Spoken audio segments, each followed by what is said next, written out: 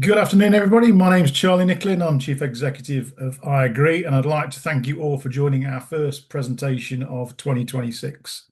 I'd like to welcome Ed Seed, who is the Sales and Marketing Manager at Hillsgreen, who are a specialist marketing agency totally focused on agriculture.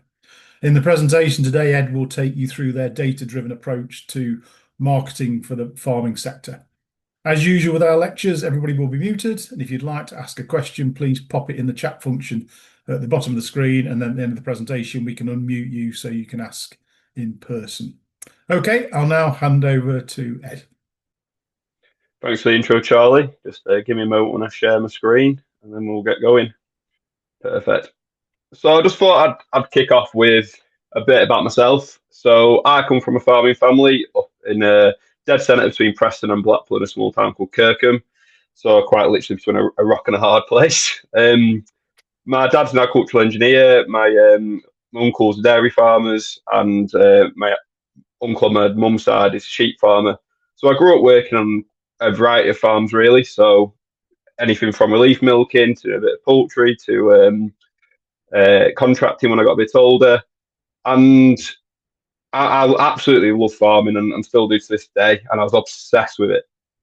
Then my dad was really keen on me getting an education, and he was really, really pushing me to go to university and take a step back from farming. And he always said to me, farming will always be here, just go out and explore new things and then come back to it. And I think probably the only time in my life I've ever properly listened to my dad, I took his advice and then I went to university.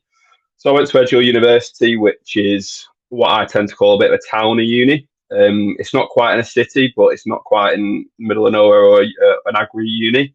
So I did completely nothing to do with agriculture at uni. I did business and management.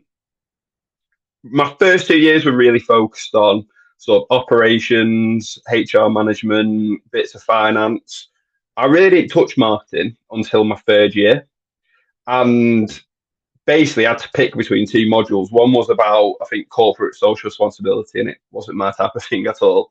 And the other was marketing. And I always had this mindset of marketing that it was this really fluffy, just graphic design, nothing really too important inside a business. So I almost got forced into it, did the module, and I was really shocked by how actually like data and analytically driven it is, and how it's not really what I thought it was. And I got obsessed with it quite quickly.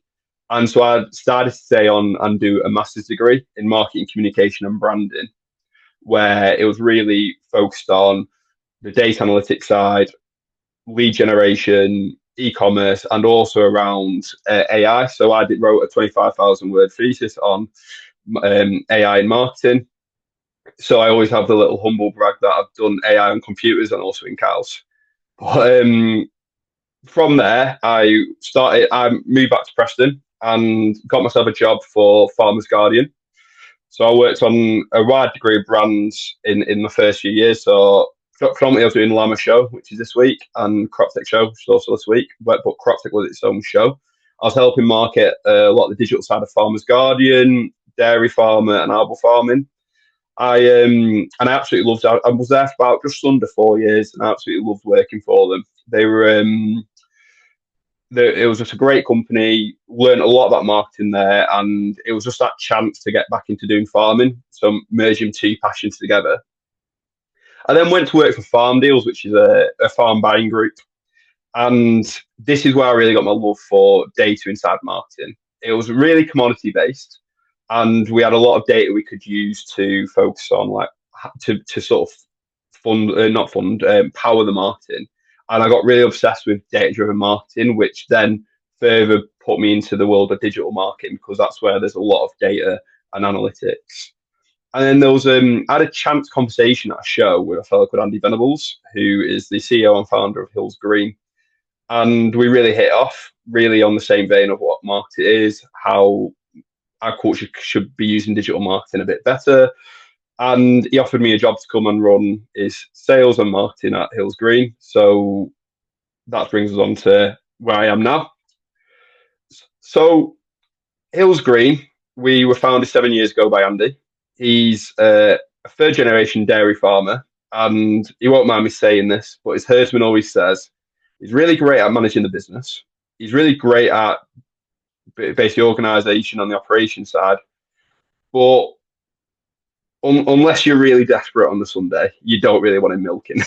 He's not got the best skill set when it comes to day-to-day farming, but he's got a really strong business mindset.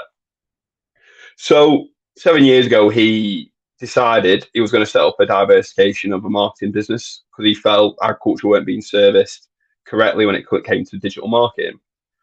And then from there, we've grown quite quickly. So we're now a team of 14 people and we've worked with a range of clients, all specifically in farming and agriculture. And we have about 30 different clients ranging from arable, livestock, machinery, clothing, but everyone marketing to farmers. And we solely now work in digital marketing. Now, the problem was there's a real traditional mindset inside agriculture where people tend to think marketing is booking a couple of events, getting a few ads in Farmers Guardian, Farmers Weekly, and then that's your marketing done. And we take a real different approach. We think digital is really the more powerful way. We've trialed it and we've got a lot of great results for our clients. And the thing we really love about digital as well, you can completely track what you're doing. So I know if I've spent £2,000 in on Facebook ads, I can see exactly what that's done for me. I can see how many leads I've got and how many sales I've got from that, which print advertising doesn't offer the exact same. So to convince people that you could market to farmers through digital channels, we started building out the Marketing to Farmers report. It's a comprehensive report around how to actually market to farmers, what they're doing and why they're spending time online. And we researched around 1,000 farmers. So we questionnaire them, survey them, speak to them, and really find out and get to the bottom of everything. So in today's sort of presentation, I want to leave you with an understanding of farmer marketing habits, how to target UK farmers, and how to market products in the UK. So the first sort of half of this webinar is going to be taking you through to our recent data from our Marketing to Farmers report. So this is the 5th year we've run it now. It's, like I said, comprehensive report, and we really go into everything from types of farms, how farmers are feeling, are they planning on growing, what marketing channels they're using, what influencers they like, what papers they read, and really just understanding their thoughts and feelings around purchasing and how they're making buying decisions. So we survey quite a good snapshot of farmers in the UK. As you can see, farm size wise, tend to be close to how they're actually made up in the UK. We've got quite a wide area of where we've got people surveyed from, and as you can see, we've got quite a nice array of locations who we got as we try and get down to the county level. A lot of people seem to think we focus a lot on Northern Ireland and Scotland, but that's purely because of just the breakdown. Whereas if you added all the English farmers up, it'd be pretty evenly made up. Again, we've we try to stick to mainly serving farm owners, but we do also pull in some people from, like, for example, relatives, tenant farmers, farm managers and unit managers, general workers, just to try and understand the full web of that farm decision making. But as you can see as well, we're basically serving also the make of farming in types of farms. So predominantly sheep, dairy, beef and arable, with your bits of horticulture, pig and poultry coming in as well. So I always like to start off with this slide because it really shows what farmers are doing on a daily basis with digital. So 73% of farmers say they're online after 6 p.m. and 80% of all those farmers say they check emails daily. 60% of farmers say they browse social media daily. About 38% say they use farming apps. So that's maybe an app like Herdwatch or some sort of other farm management app. 14% say they buy and sell online. 6% say they access online resources daily, and 8% say they use government sites, and 11% say they listen to podcasts daily. Now, the reason why I've also included the 2023, 2024, and 2025 data is because we're not actually seeing that much variation anymore, which basically in sort of market research world means we're seeing a saturation now. We've hit the plateau. This is how farming is going to be until there's a big radical change in consumer behaviour. And what I always like to say in this slide is when it comes to marketing to farmers, you should fish where the fish are. So it's about understanding where your audience is, and that's where you should market to them. And the fact that 68% of farmers are browsing social media daily and 8% are checking email, that's two really strong digital channels where you should be using. So then we do a lot on farmer sentiment. And I always love this slide because it just shows me just how resilient farming is. We know, like, it's no news to us all, farming has had a couple of hard years, particularly this year, and pretty much since the war in Ukraine, it's been difficult because of input costs. But 70% of farmers intend to either grow or stay the same. It's dropped from 84% in 2024, but the fact that 70% of UK farmers are still planning on either growing and maintaining their business is something we should all be proud of inside agriculture. But there has been a 92% increase in farmers giving up or passing business on or downside operations. So it does show that there is pressure happening, but there's still the vast majority of farmers are either looking to grow or stay the same. Now, I've blocked out the key influencing factors because they tend to be surprise people a lot.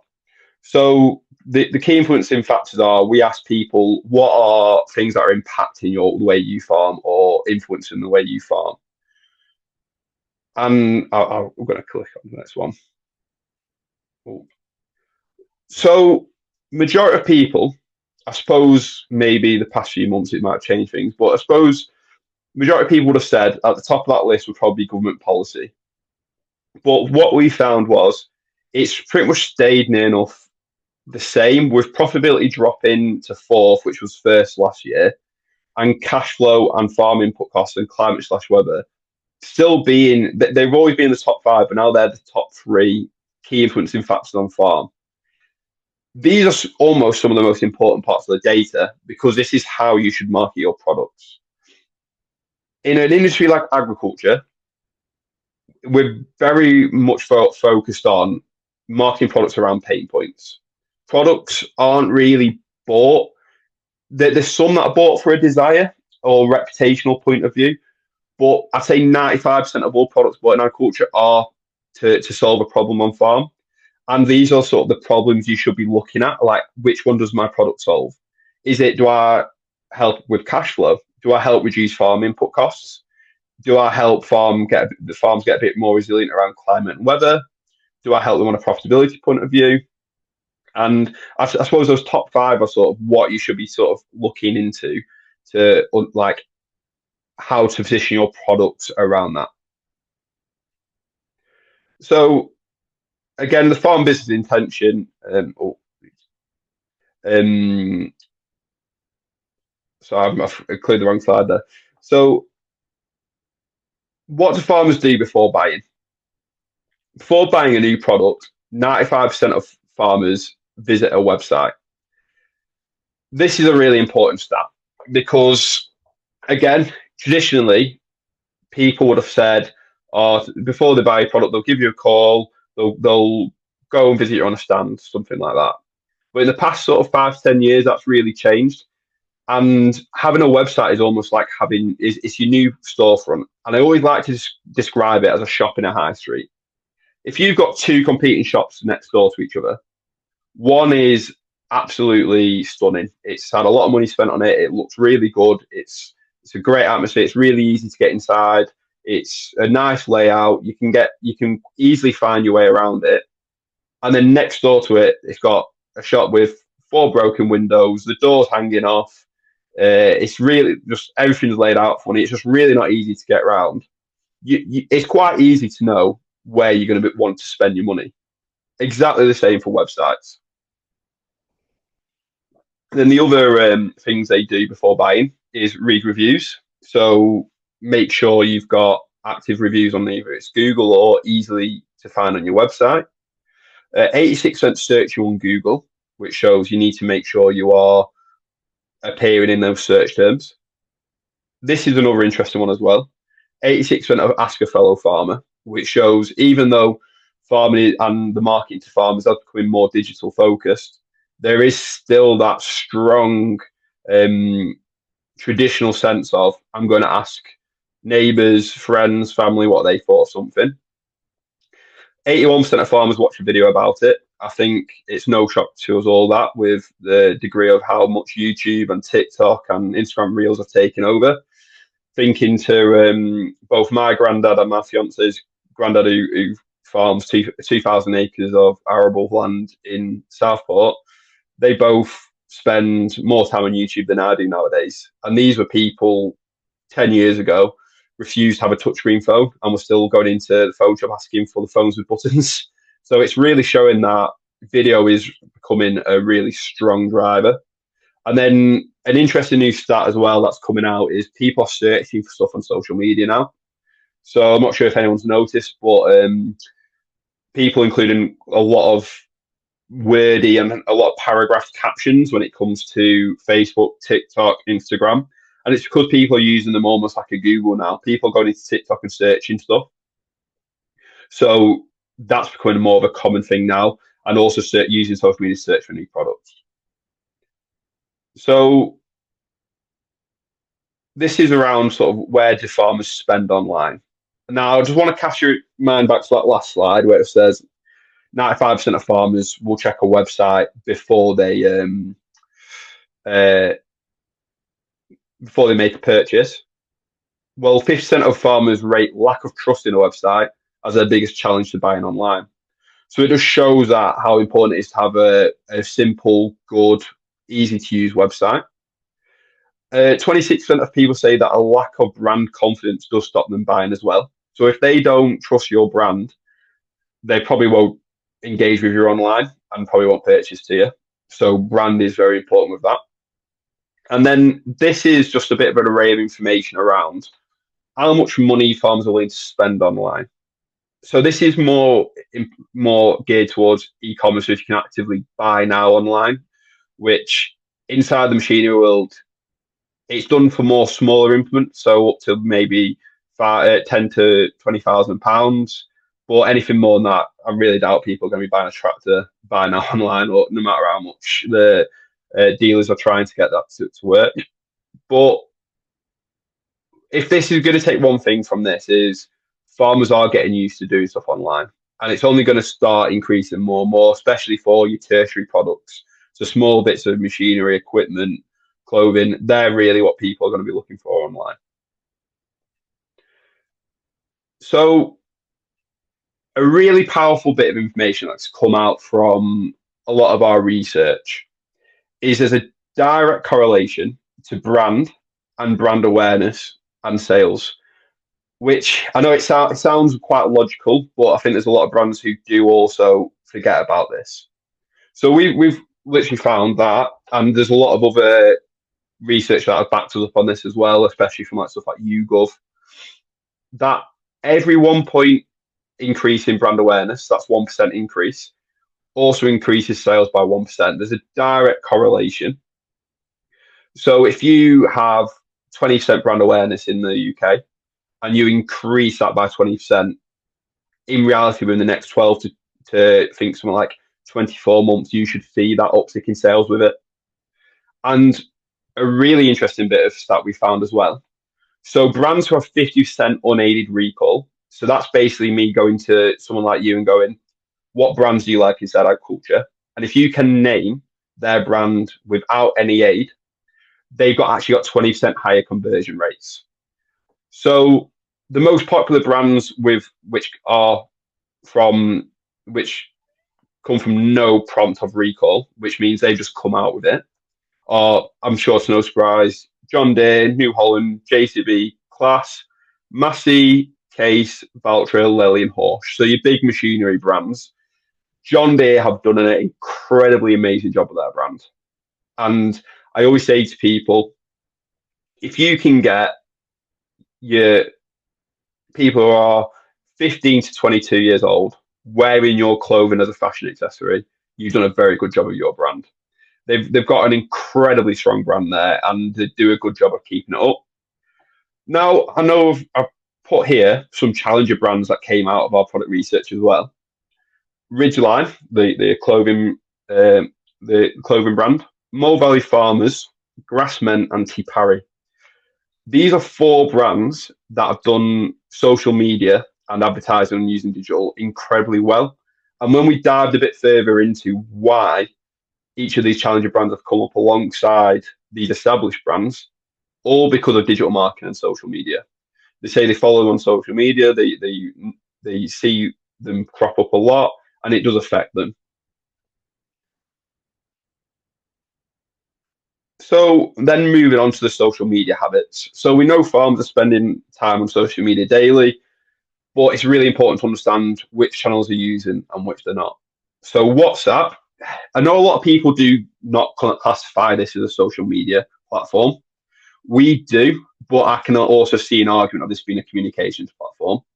But 76% of farmers use this daily. 66% use Facebook daily. 37% use Instagram daily. 33% use YouTube daily. And 21% use Snapchat daily. And about 9% use X, formerly Twitter. We're actually really advising clients not to be on Twitter anymore. It's pretty much a waste of time. You're not going to get much reach. People aren't really going to see it. Granted, it might work for some, but it's very rare. And when it comes to sort of YouTube and Snapchat, we really recommend. Not YouTube. TikTok and Snapchat. These are very much your younger demographics. So for long-term sort of play and on your marketing, so you're trying to get to a lower generation for maybe 10 years time, that is a really good strategy to go down. Just don't be expecting thousands of leads to come from that. But the channels, if you're targeting a core farming audience, we'd recommend doing Facebook, Instagram, YouTube, maybe a little bit of LinkedIn if you want a bit more technical. So if you're targeting agronomists as well, maybe and some really technical arable farmer, LinkedIn would also work. But I'd probably leave the rest. But YouTube is very good for machinery, though. I would say that. So types of content that work, product demos just keep getting stronger and stronger. People really want to see the products working, and especially inside the machinery world, this is so important. Alongside that, videos are really important. People just want to see it work and see what it looks like. And then testimonials are also incredibly important. Farmers buy from farmers, so it only makes sense that they would want to see testimonials for your product. You can go to a farmer and say, these are the 4 or 5 reasons why I should buy my product. But although you have the best intentions at heart, they still always will have that little bit of lack of trust with you because you're actually trying to buy that. You're actually trying to sell to them. And they, in their head, they're thinking, they just want to make the sale. If you can give them the 4 or 5 key points of sale through a testimonial, it works far better.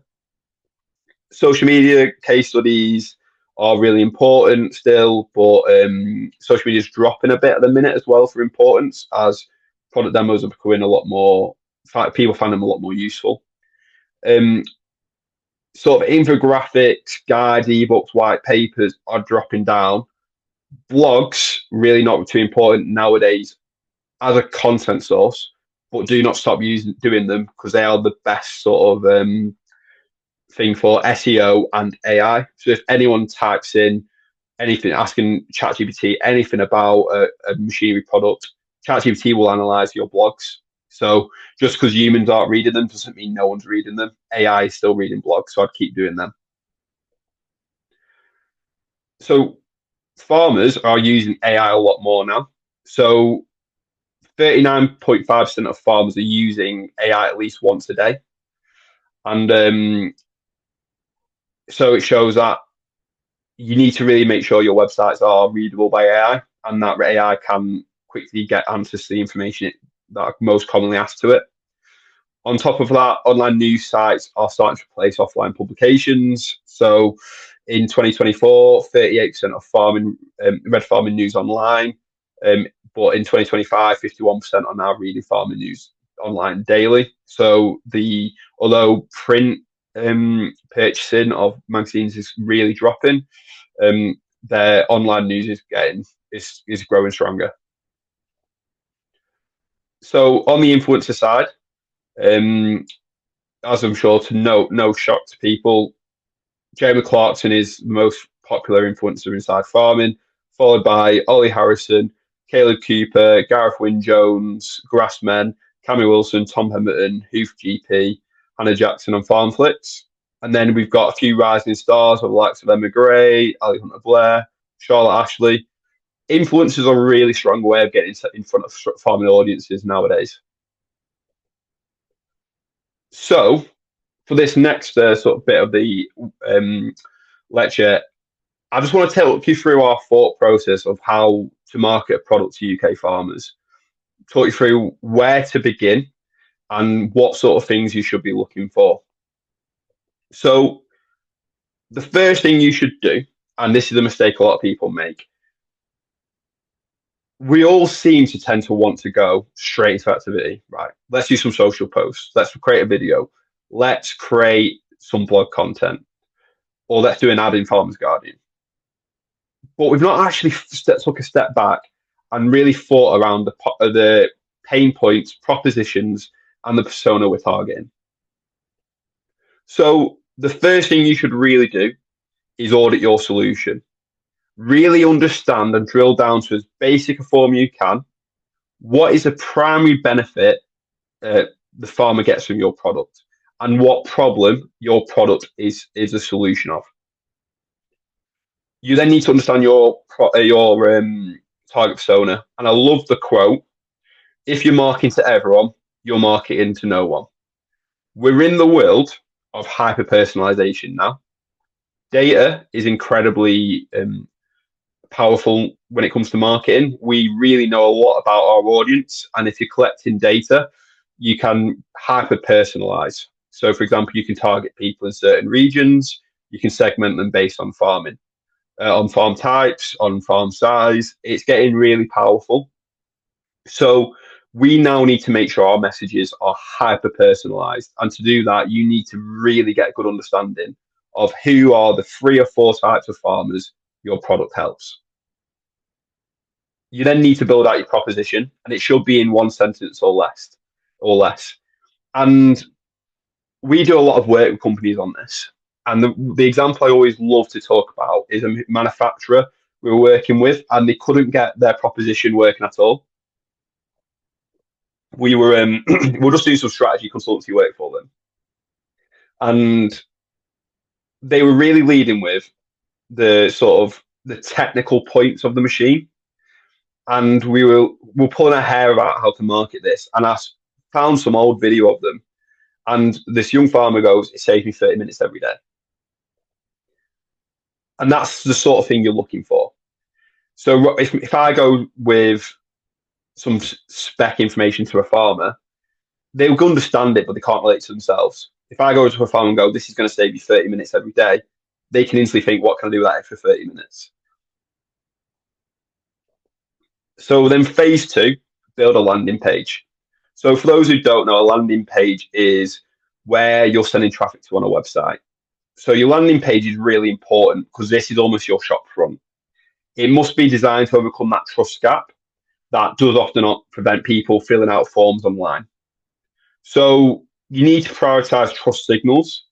So whether this is reviews, testimonials, quick sort of quotes from testimonials, just to show that people are using the product and trust the product. It needs to be really easy to use. So people need to quickly be able to go to demo videos or reviews, or just really find the way around quickly. Yet again, showcase social proof. So display reviews or any videos. and optimize it for mobile. 90% of farmers are using on mobile now, so make sure that's optimized. All you need on a landing page, really, and really, it does not need to be complicated. It just needs to be, this is what we do, as in your proposition from the last slide. So why someone would purchase it. You then just need to have some social proof and then a form at the bottom with some basic information, for example, email, name, phone number, maybe farm location. Then as we move into the phase 3, this is where we need to look at really generating our awareness. So digital marketing right now is the most cost-effective way to reach the modern UK farming audience. It's not the only way, and it's not the only way that works. There is some really good marketing channels out there. So the predominantly thing you would say to a lot of our clients is split your marketing budget into 3 and put 1/3 of it into print, 1/3 of it into digital, 1/3 of it into events. Events are great. They get you in front of your customers. You just need to really focus on what are you hoping to get out of that. So I really recommend people to have a key metric for the events of how they're going to measure success. Is it the amount of contacts you've collected, the amount of conversations, the amount of leaflets you've handed out, just some sort of metric. Print is really, really hard to track.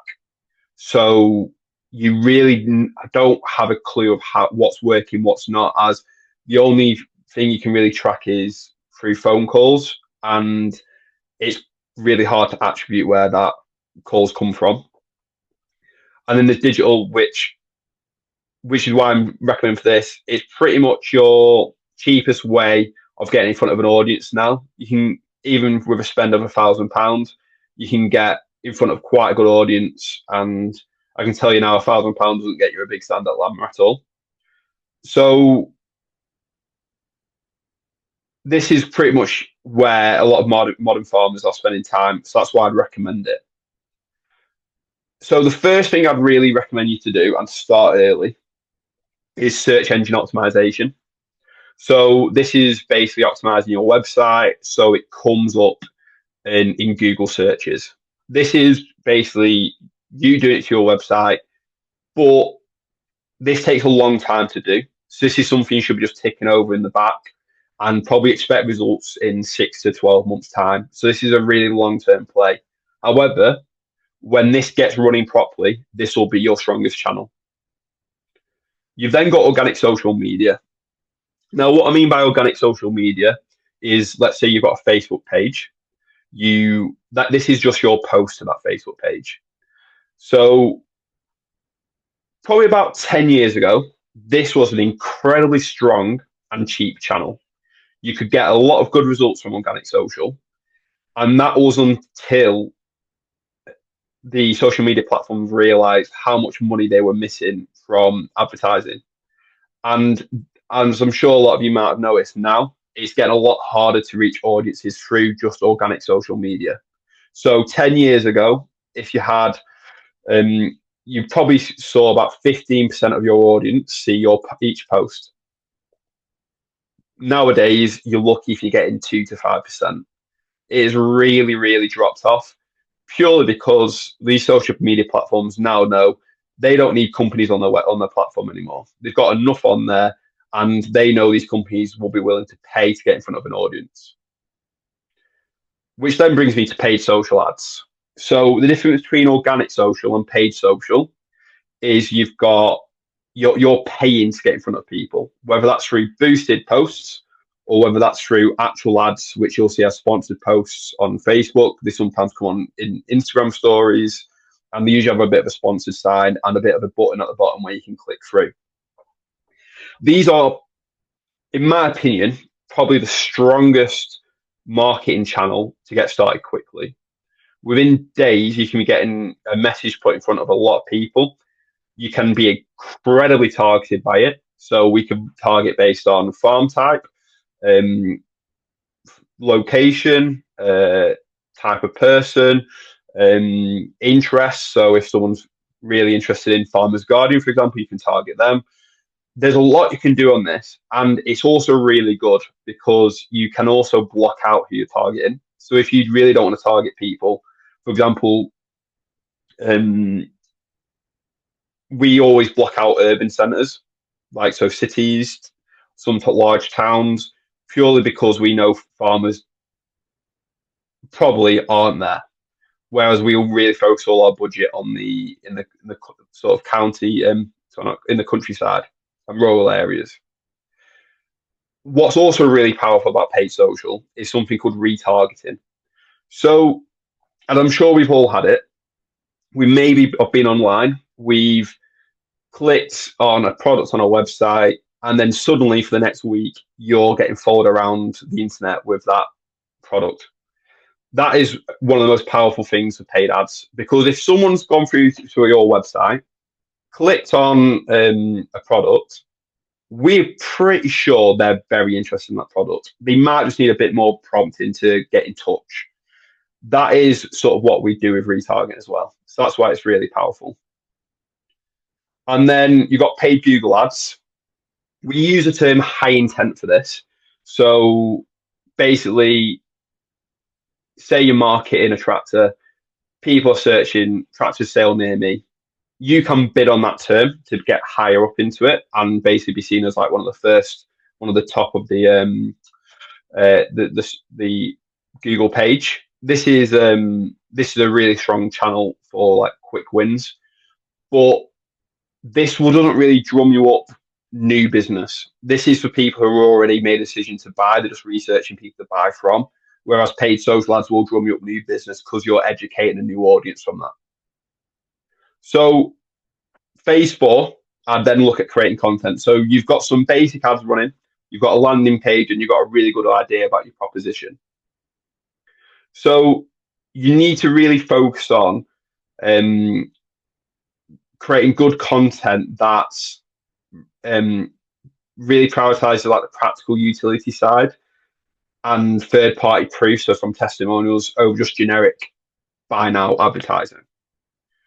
So product demos are the most important probably for everyone in this sector. So really clear demonstrations that just shows exactly how it works in a real farm environment. If people are really invested in their content, I actually really recommend to try and do this on a regional level because farms are very different around the UK. And the example I always like to use is my granddad, really good ploughman. He can pick out what soil is around us and which soils are in the different parts of the country. So a video around a plough demoing in the south of England isn't going to resonate the same with a really experienced ploughman in the northwest of England. Video content is important. Really, really focus on video content. It is what's driving the world of marketing at the minute. Really focus on it. Real world proof is so important. And this is where I'm also advising people you don't need to spend thousands of pounds on a video crew, because having these really well edited, professionally done videos is actually pulling away a bit of the trust in that. Whereas whipping your phone out and getting a recording of a machine in action is actually doing a lot better and has a lot more trust on top of that. So don't overthink showcasing real world things. Just pull out your phone, record a farmer talking around a machine while he's in front of it. Simple as that. And like I said before, blogs really aren't as popular as there was because video has become so powerful and so easy to use. But AI is still really using blogs for generating answers. So still create blogs, just don't spend a lot of time in that. And I'd also recommend using AI to write your blogs as well. I won't be spending hours doing them. And this phase is phase 5, automation and sales. I'm a little bit, and I suppose it's because my title is also sales and marketing. I don't see a difference between sales and marketing. I think they're just two sides of the same coin. A great marketing team can't work without a great sales team, and a great sales team can't work without a great marketing team. So this phase is all around converting that digital interest. So just running through the journey. They've seen a paid social ad, which you've been advertising to them on Facebook.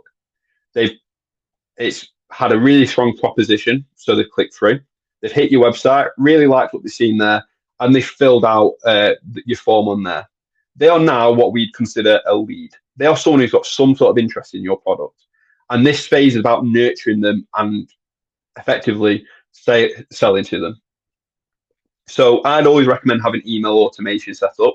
It's incredibly easy to set up nowadays. So simple as having, as soon as someone fills that form, having 3 emails that send to them over a 4-week period around your product, basically saying, oh, someone will get in touch, or sending them some testimonials.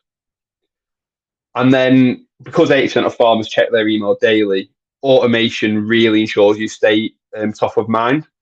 And on average, we tend to say people forget about filling out a form within a week. So it needs to be on top of that inbox all the time and being seen by you. And then active sales outreach.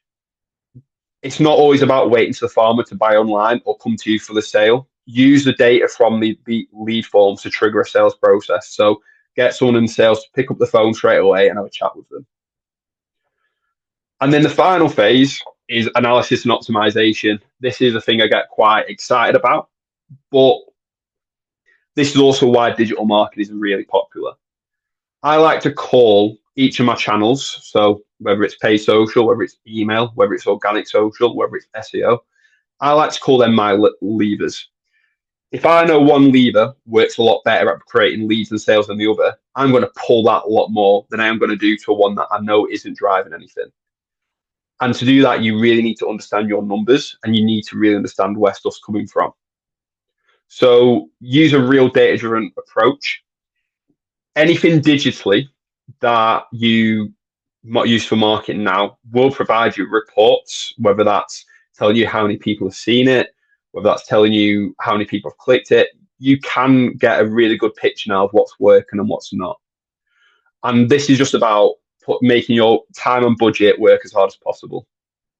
So analyze channel performance, get all your data, whether that's SEO, paid ads, social channels, and figure out exactly where your engagement and leads are coming from.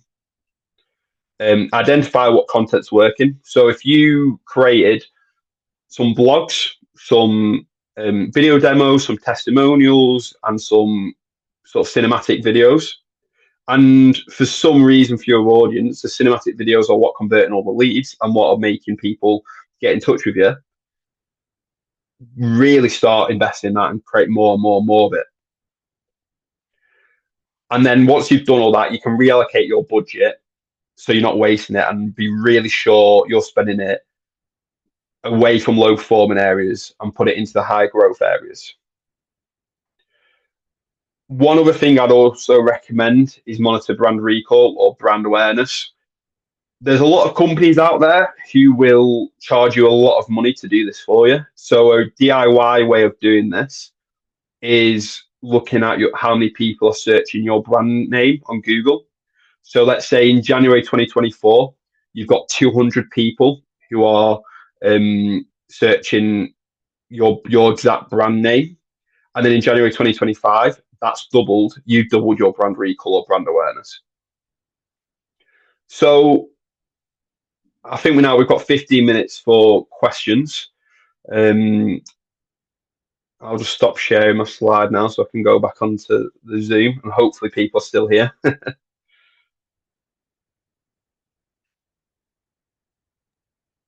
Cheers for that, Ed. Yeah, questions. I mean, I plonked the first question up, which is the LinkedIn Facebook thing that I sort of see. I'm just wondering, my question is basically the business world, LinkedIn is probably deemed the digital media channel for professionals, whereas Facebook is generally deemed more for sort of social use. Why is ag so different? I think it's well, things in demographic are there's bound to be demographic change, and farmers are quite a different audience. And I suppose it's because there's a lot more technical content that goes on in agriculture, and probably in the past 10 years, that's become a lot more prevalent. And LinkedIn seems to really promote that technical content as part of their algorithm, whereas Facebook doesn't tend to promote technical content the same. So I think if there's content there that will resonate with people, it will pull that audience in, which is probably why we've seen that gradual change, if that makes sense. Yeah, it's because it's if you take the sort of engineering world, there's so much activity on LinkedIn with people communicating, talking, and as soon as somebody tries to put something that's a bit more socially orientated on LinkedIn, people will call it out and say, "This isn't Facebook. Why are you putting this rubbish on there?" And it's It's a strange thing, why it's so very, it very is different. Yeah. it is funny with LinkedIn because that you've got it's almost this clash of sort of Gen Z and millennials with sort of previous generations of. You've got the Gen Zs who really want to post all about their lives and having a coffee on a Sunday, and then you've got your sort of older demographics who do not want to see that. And there's this sort of ongoing little war that's going on whether they do it or not. Personally, I still think that LinkedIn is more for professional things, but it is LinkedIn really is growing. I was literally about to. I think Declan took the word out of my Yeah, mouth. you might as well just read the chat. Yeah. Video Some is true things really, there. video Yeah. is becoming a massive thing on LinkedIn. And yeah, I can see why people find it annoying, but LinkedIn have decided to go down a strategy of video first. So if you really want people to see your stuff on LinkedIn, video is what you're gonna have to do. Yeah. So I think everyone's gonna have to start getting comfortable getting in front of the camera. Yeah, you can see some of the comments people have put on there. Yeah. I find it interesting. I suppose what irritates me on LinkedIn is the big company advertising is getting a bit too much now, and it just annoys me. I just scroll past because I'm not Yeah. interested. I'm not interested in big companies putting marketing stuff on LinkedIn. And all Yeah, these there's and a the lot other of things that ruins it for me is the philosophical posts that people like to put on, which I just scroll past. I can't stand reading them as well. But, no, the, I just thought it was very yeah. interesting. Mm.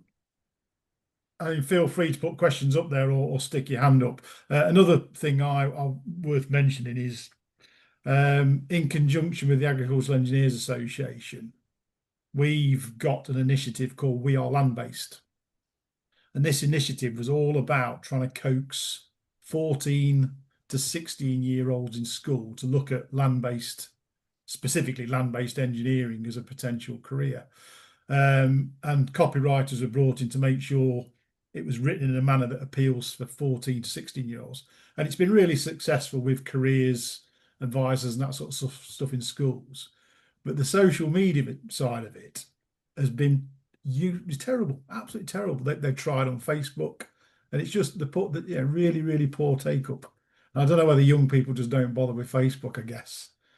That's what, yeah, I think there's so for example, my generation, so I'm 27, my generation is very much Facebook first and Instagram first. We really grew up in that Facebook era. Whereas there's a lot of younger generations who don't even have a Facebook anymore and don't see the point of it because they think, oh, my dad's on Facebook, my uncle's on Facebook, I don't want to be on it. Whereas they're more on TikTok and Snapchat now and a lot on Instagram as well. So it is that where I think it's that ever changing cycle between the generations. Like there's even stuff like Reddit that's getting very popular now, which was quite a niche social media platform for the past 15 years, and it's gone quite mainstream in the past 2 years. So it's this ever changing thing, but Mm. it's the primary thing we always say about digital is it's all about testing, figuring out what's worked, what doesn't, and it's about understanding why stuff's not working as well. Yeah, yeah, It's similar to engineering. yeah. I mean, my kids are 13 and 16. They don't do Facebook at all. It's all Instagram and Yeah. Snapchat, as you just said.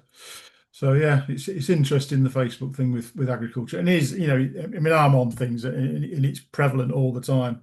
When I'm on Facebook, there's always ag stuff coming at you but then I suppose the algorithms are making that come to me because I'm Yeah. genuinely interested in it. Yeah. I'll keep talking because there's not. There is a question actually from Katie Jones. If you want to ask that, do you want to unmute So yourself? are there any difference in any of the media or decision making trends you've shared based on gender? Um, we actually didn't really find a difference.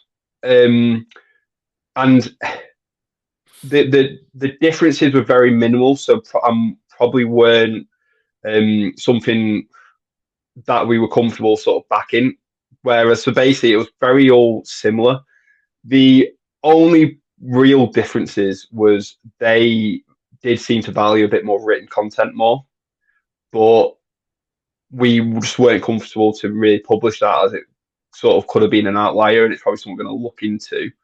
The one thing I'd really say, oh well, difference in gender is, I suppose, the undifference in gender is the majority of females who did our survey consider themselves a decision maker or heavily influence the decision. So, and the thing I always advise my clients was, you might think you're selling to a 55 to 65-year-old farmer who's the main decision maker on farm, but his wife signs a checkbook. So that it's definitely shouldn't just be thinking about that typical defender audience. Should be thinking about that wide influencer network of people who are influencing decisions and actually probably making the decision. The I should have used a picture actually, but there's a poultry farmer near me I always use a picture of, and it's your typical farming family of two people, mother and father, three children. Traditionally, you think you're going to go to the father who typically will be considered the main decision maker. And if I was a feed manufacturer, I'd probably be looking to speak to him.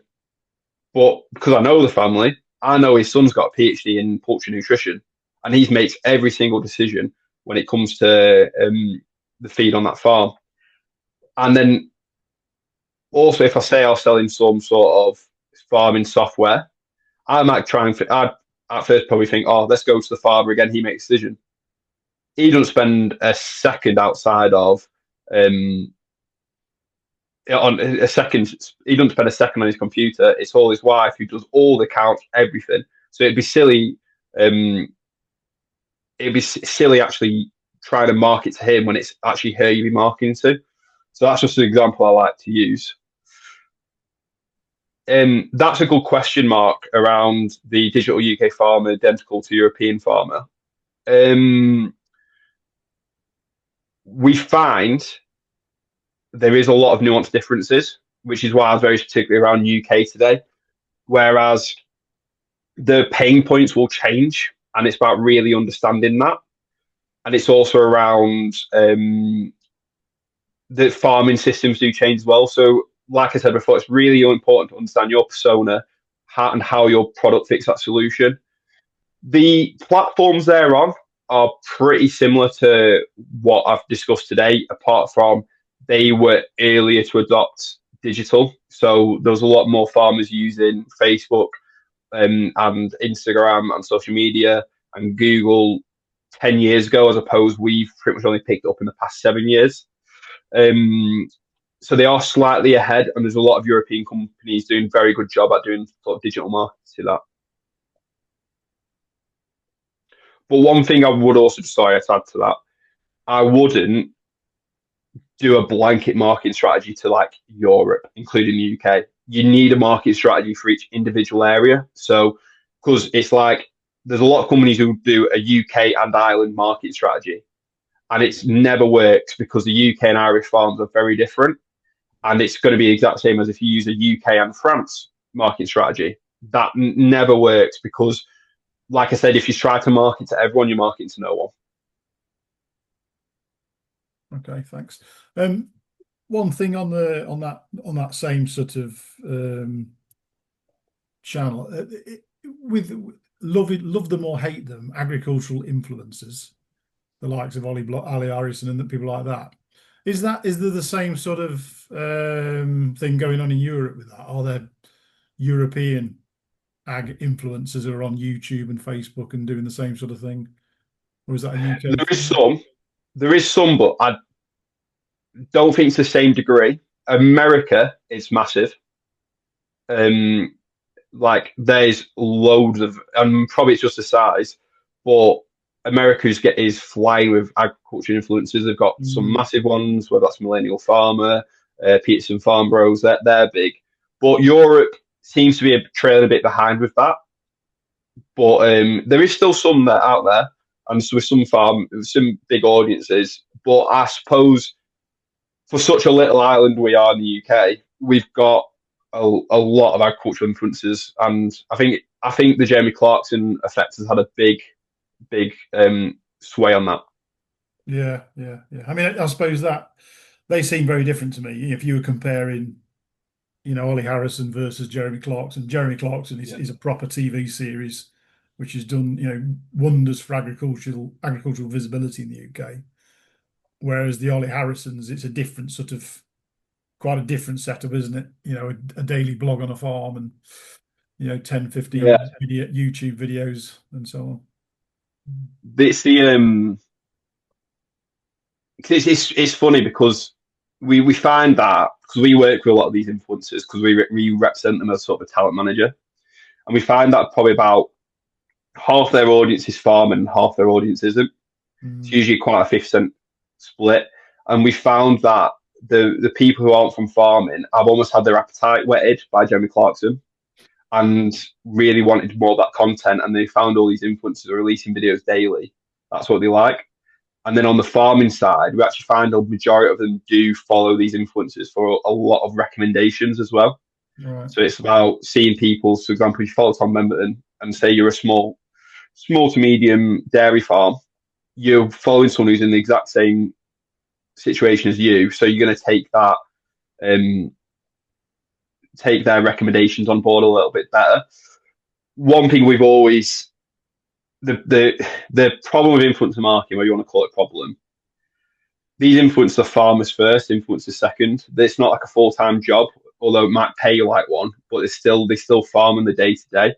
So and the pension that I absolutely love about UK farming is we're very honest and we a spade's a spade. So if you send a product on farm to one of these influencers, they'll tell you if it's crap.